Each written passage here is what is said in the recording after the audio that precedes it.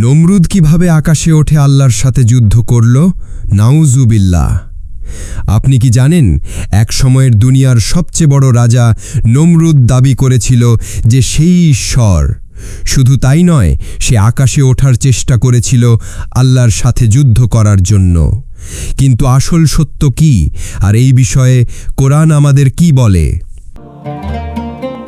আল্লাহু আকবার, আল্লাহু আকবার। লোকমুখে প্রচলিত আছে, নমরুদ আল্লাহর কাছে পৌঁছানোর জন্য এক অদ্ভুত ফুন্দি আঁটে। সে কাঠ দিয়ে তৈরি করল এক বিশাল সিন্দুক বা আসন। চার কোণায় বাঁধল 4টি ঈগল পাখি। হাতে নিল এক লম্বা বর্ষা। বর্ষার মাথায় ঝুলিয়ে দিল মাংস। ঈগলগুলো ভাবল ওপরে শিকার আছে, তাই তারা একসাথে ডানা ঝাপটিয়ে উঠতে লাগল। এভাবেই নমরুদের সিন্দুক উঠতে লাগল আকাশের দিকে, উঁচুতে, আরও উঁচুতে।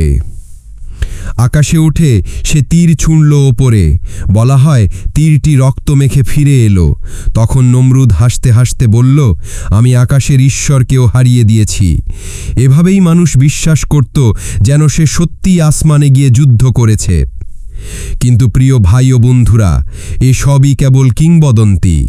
কোরআনে নমরুদের আকাশে ওঠা বা যুদ্ধ করার কোনো কথা নেই, বরং আল্লাহ তাআলা সূরা আল বাকারা আয়াত 258 বলছেন, ইব্রাহিমের সাথে তর্ক করেছিল সেই ব্যক্তি যে তার রব সম্বন্ধে তর্কে লিপ্ত হয়েছিল, কারণ আল্লাহ তাকে রাজত্ব দিয়েছিলেন।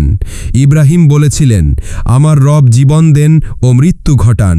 নমরুদ বলল, আমিও জীবন দিই ও মৃত্যু ঘটাই। ইব্রাহিম বললেন, নিশ্চয় আল্লাহ সূর্যকে পূর্ব থেকে উদিত করেন, তুমি তা পশ্চিম থেকে উদিত করো। তখন সে হতভাগ হয়ে গেল। আসল সত্য হল, নমরুদ শুধু অহংকারী ছিল। আকাশে ওঠার গল্প আসলে মানুষের বানানো কাহিনী, ইসলামের আসল দলিলে নেই। অহংকার মানুষকে ধ্বংস করে দেয়। নমরুদ ভেবেছিল সেই সব কিছু, অথচ আল্লাহ তাকে এক ছোট্ট মশার কামড়ে ধ্বংস করে দিলেন। প্রিয় দর্শক, সত্যকে অস্বীকার করে অহংকারে ডুবে থেকে কেউই আল্লাহর সামনে টিকতে পারবে না। তাহলে প্রশ্ন হলো, আমরা কি নমরুদের মতো অহংকারী হব, নাকি ইব্রাহিমের মতো একনিষ্ঠভাবে আল্লাহকে মানব?